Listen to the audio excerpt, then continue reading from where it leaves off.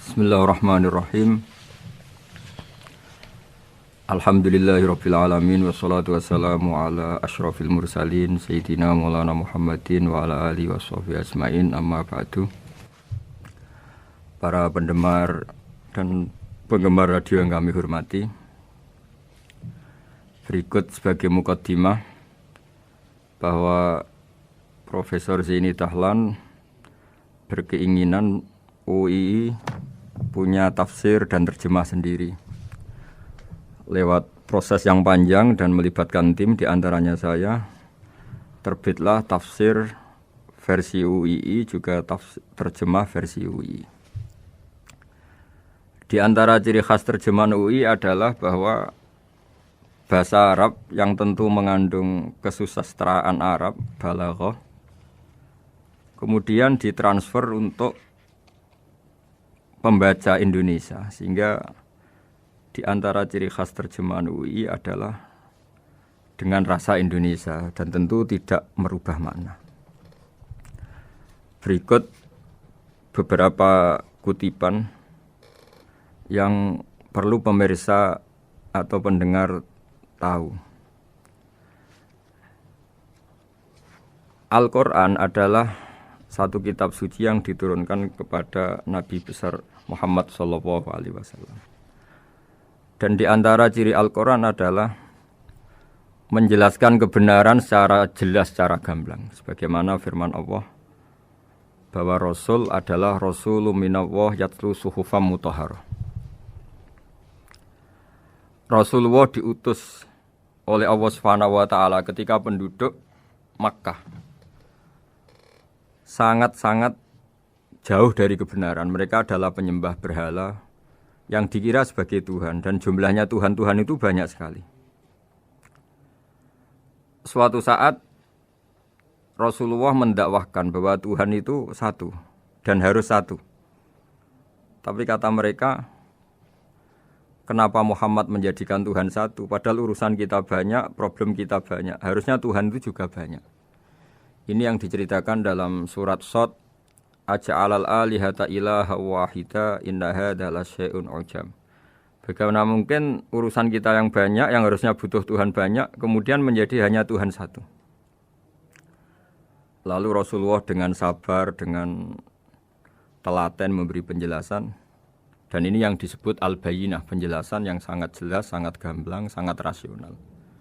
Kata Rasulullah dalam sebuah hadis yang diriwayatkan dalam Musnad Ahmad, tagnya begini: orang-orang yang menyembah selain Allah itu ibarat kama sali rojulin istaro abdan min kholisi malih biwarikin au dhahabin faja'ala ya'malu.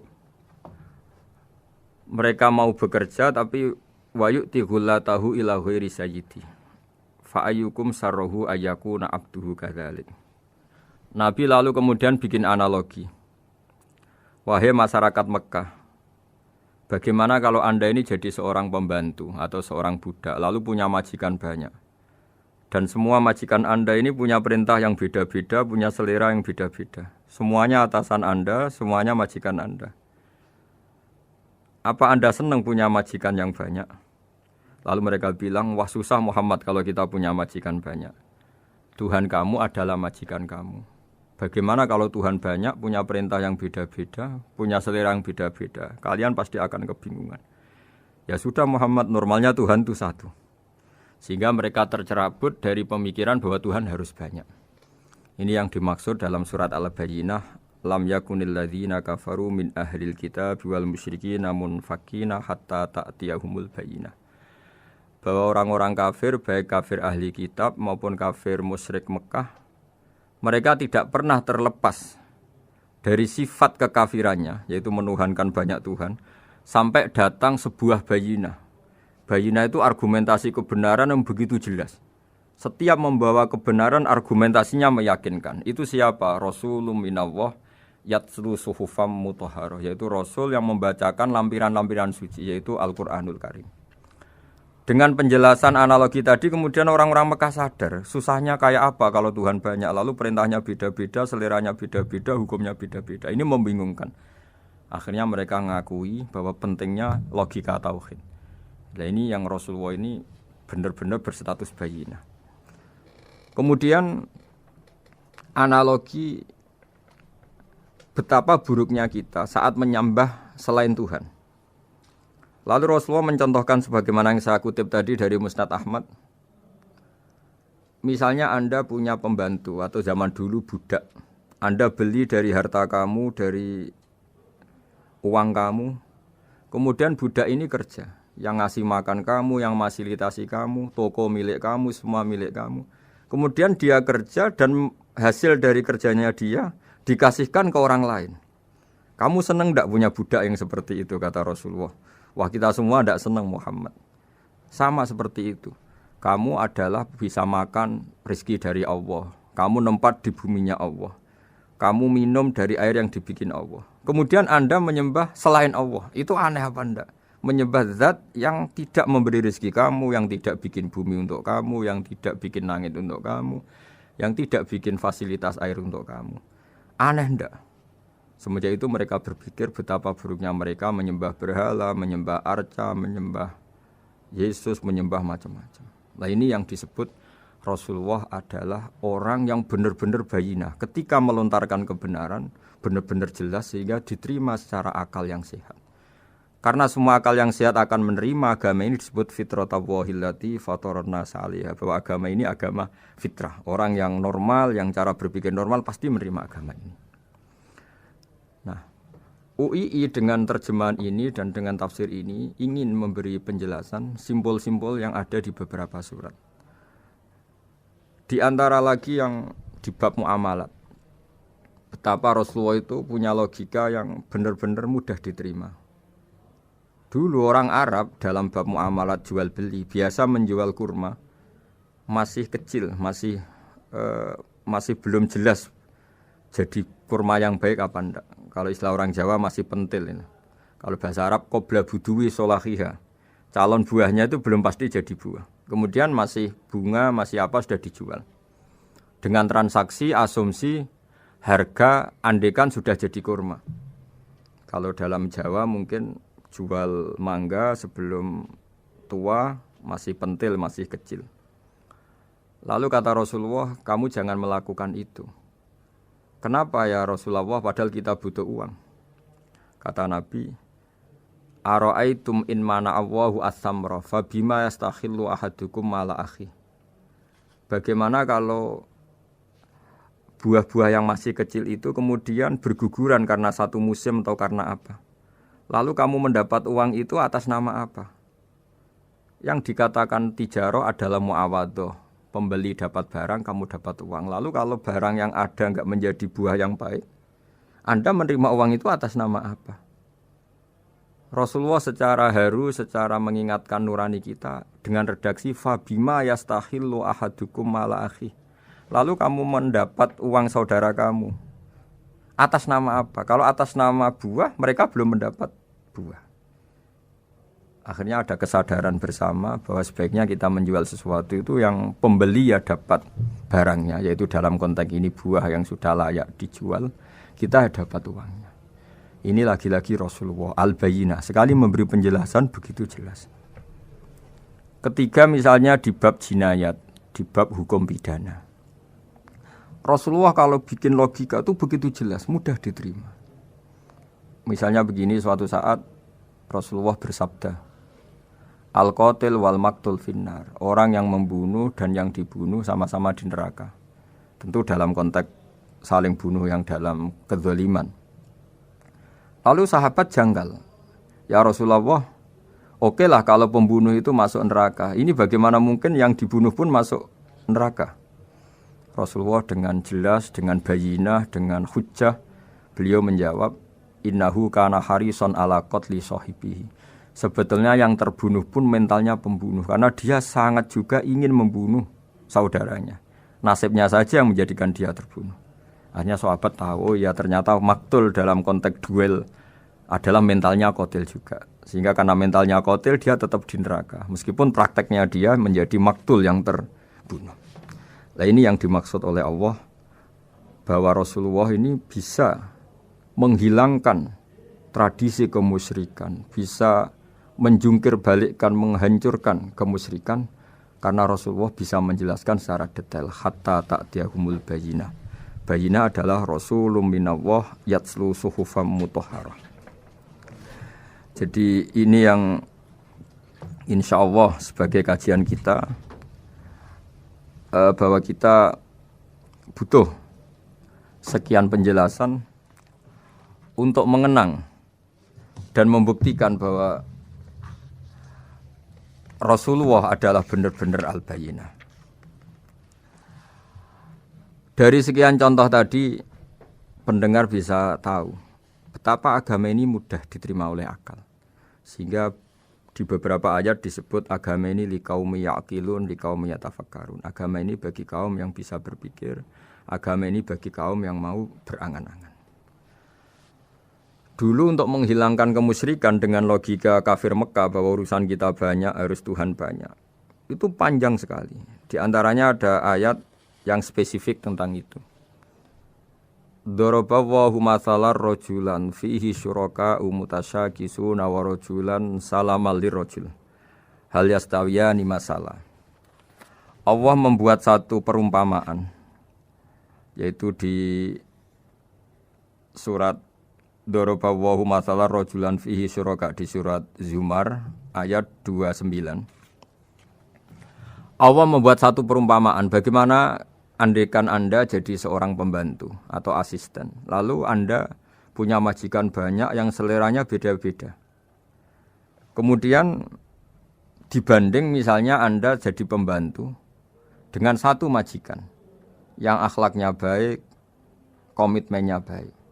Anda milih mana? Lalu orang-orang kafir Mekah menjawab, Muhammad tentu kita milih punya majikan satu yang baik. Kalau majikannya banyak kita jadi repot. Lalu mereka kata Rasulullah, ya sudah kalau gitu Tuhan kamu satu saja jangan banyak. Kalau banyak jadi repot. Terus mereka baru tersadar bahwa menuhankan Tuhan banyak itu salah dan resikonya lebih banyak. Ini disebut munfakina hatta ta'tiyahumul bayyinah. Mereka orang-orang musyrik enggak mau tercerabut dari akar kemusyrikannya sampai datang al-bayyinah. Sebuah bukti kebenaran yang begitu jelas, begitu nyata. Siapa kebenaran itu? Rasulun minallah yatslu suhufam mutahharah. Yaitu Rasulnya Allah yang membaca lampiran-lampiran suci. Lampiran-lampiran suci ini dalam bahasa Arab diikutkan wazan isim maf'ul disebut mushaf. Makanya kitab suci ini ditulis di sohifah. Kalau dalam bahasa Arab lampiran itu sohifah, dijamakkan kata jamaknya suhuf. Kemudian ketika dicetak, dijilid disebut mushaf. Sehingga alhamdulillah UII Universitas Islam Indonesia punya mushaf, punya terjemahan, punya tafsir. Ini diharapkan kita sebagai ulama, sebagai dai, sebagai ustadz bisa warasatul anbiya. Karena kata Rasulullah al ulama warasatul anbiya. Saya kira demikian supaya pemirsa tahu, pendengar tahu bahwa betapa pentingnya menjelaskan secara bayyinah. Ini penting sekali karena sekarang pikiran di dunia itu macam-macam dan kita butuh energi untuk mengungkap lagi intisari-intisari dari sesuatu yang digulirkan atau dibahas Al-Qur'anul Karim. Sehingga Al-Qur'an ini benar-benar jadi ibrah, jadi teladan bagi kita semua. Jangan sampai karena kita lupa mengkaji Al-Qur'an sehingga hukum-hukum Al-Qur'an menjadi mandek. Kita harus terus mensosialisasikan supaya Qur'an ini hidup. Caranya gimana? Masyarakat dirangsang supaya tahu al-bayyinah. Contoh yang terakhir sebelum menutup perjumpaan kali ini, misalnya dulu orang kafir Mekah itu janggal. Karena mereka juga punya kajian bahwa Nabi itu bersyarat harus turunan dari bangsa Israel. Karena semua Nabi itu pasti turunan Nabi Ibrahim. Yaitu Nabi Ibrahim punya anak yang bernama Ishak. Ishak punya anak yang bernama Yakub. Yakub ini yang nanti punya anak Yusuf. Sehingga Yusuf bin Yakub bin Ishak bin Ibrahim. Ketika Nabi-Nabi ini hidup di Palestina, di Yerusalem, itu kayak jadi aturan bahwa Nabi itu harus turunan Bani Israel. Sehingga ketika orang-orang kafir Mekah dari kelompok ahli kitab, ketika Rasulullah Muhammad mendakwahkan diri sebagai Nabi, mereka janggal bagaimana mungkin Nabi dari orang Arab. Nabi itu harusnya orang Yerusalem atau orang Palestina. Kemudian Allah memberi penjelasan fihi ayatum bayyinatum maqamu Ibrahim, bahwa Muhammad adalah turunan Ibrahim. Bukti nyata adalah di Mekah ada jejak kakinya Nabi Ibrahim, yaitu yang sekarang kita sebut maqam Ibrahim. Setelah dilacak-lacak ternyata mbah-mbahnya Rasulullah atau nenek moyang atau leluhur Rasulullah bernama Adnan. Adnan ini kata sejarah-sejarah disepakati wa adnanu bila raibin intadzawil ulumin nasabiyah ila dzabihi Ismaila nisbatuhu wa muntama, bahwa Adnan ini tertulis secara sejarah lengkap bahwa dia turunan dari Nabi Ismail. Ismail adalah anak dari Nabi Ibrahim. Kemudian makom Ibrahim ini juga dibuktikan sekian sejarah bahwa Ibrahim pernah di situ. Yaitu ketika Hajar, ibu dari Ismail, kesulitan nyari air, lalu lalang lari antara Safa dan Marwah. Kemudian kita kenang sekarang bernama Sa'i. Kemudian dekat Ka'bah ada namanya Hijir Ismail, karena dulu jadi kamarnya Nabi Ismail. Hijir, hujro itu kamar atau ruang khusus untuk Nabi Ismail. Sehingga jelas sekali bahwa Ibrahim, Ismail, Hajar pernah hidup di Mekah. Lalu lagi-lagi orang kafir Mekah yang dari kelompok ahli kitab sadar bahwa Muhammad jadi nabi layak karena dia juga turunan dari Ibrahim alaihis salam. Ini yang disebut fi ayatum bayyinatum maqamu Ibrahim, bahwa di kawasan Mekah, kawasan Bakkah atau kawasan Hijaz jelas sekali ada jejak-jejak Nabi Ibrahim. Lagi-lagi ini bayyinah. Nah, bayyinah ini yang bisa menghilangkan sifat kemusyrikan, sifat kekufuran, karena lewat penjelasan yang panjang ini kemudian benar-benar diketahui bahwa Muhammad jadi nabi itu sah karena dari segi dakwahnya benar, perilakunya benar, hujahnya benar. Sekarang dari segi nasab juga benar karena beliau termasuk keturunan dari Nabi Ibrahim alaihissalam lewat jalur Ismail. Ini penting kita ketahui dan perlu kita kaji supaya istilah-istilah di Al-Quran kita tahu. Makanya banyak istilah di Al-Quran, misalnya wattaba'tu millata abai, kita ngikuti agama leluhur kami. Di situ disebut ada Ibrahim, ada Ishak, ada Ismail, ada Yakub. Kenapa demikian pendengar? Bahwa karena agama ini butuh tradisi. Dan tradisi ini menjadi komunitas sosial. Sehingga ketika tradisi ini sudah mantap, insya Allah lewat kebenaran agama ini akan menyingkirkan kemusyrikan. Contoh paling mudah begini, Nabi itu melarang orang menyembah batu. Tapi kemudian dalam tradisi Islam sendiri ada orang sholat kemudian sujud. Yang secara zahir sujud itu mencium batu atau mencium masjid tempat kita sujud. Apalagi kita mencium Hajar Aswad. Secara kasat mata seakan-akan kita ini menghormati betul Hajar Aswad. Sehingga orang kafir mencibir, Muhammad itu aneh. Dia melarang kita menyembah batu, tapi dia sendiri mencium Hajar Aswad seperti itu. Dia sendiri menyembah batu. Orang kalau sujud seakan-akan seperti itu. Tapi lewat penjelasan Nabi, bahwa kita sujud hanya kepada Allah. Kita kalau sujud baca sajadah wajhililladzi khalaqahu wa sawwarahu wa syaqqa sam'ahu wa basarahu bihaulihi wa quwwati fatabaraka ahsanul khaliqin. Wajah kami sujud kepada zat yang menciptakan wajah kami, yang mengasihi kita pendengaran, yang mengasihi kita pandangan. Hanya Allah saja yang ahsanul khaliqin, hanya Allah saja zat yang paling baik dalam penciptaan. Ini penting sekali saya katakan bahwa sehingga sujud kita yang seperti itu adalah simbol tawadhu. Tidak ada kaitannya dengan kita ini menyembah batu. Sehingga kita tradisikan ke anak-anak saat sujud baca subhana rabbiyal a'la wa bihamdi. Kita ajarkan mereka bahwa semua selain Allah adalah ciptaan Allah. Jadi andai kan enggak ada tradisi tauhid yang dijelaskan begitu detail. Saat kita haji bilang labbaik Allahumma labbaik, labbaik la syarika lak labbaik. Innal hamda wan ni'mata laka wal mulka la syarika lak. Ya. Setiap kita haji mengitari Hajar Aswad kita bilang nikmat semua dari Allah. Enggak ada syarik bagi Allah, enggak ada mitra bagi Allah, enggak ada sekutu bagi Allah. Sehingga karena ini kita maklumatkan, kita kumandangkan. Meskipun umat Islam itu mencium Ka'bah, mencium Hajar Aswad, enggak akan disalahfahami ini bentuk penuhanan kepada Hajar Aswad atau kepada Ka'bah. Karena kita ungkapkan innal hamda wan ni'mata laka wal mulka la syarika lak, enggak ada syirik, enggak ada mitra bagi Allah.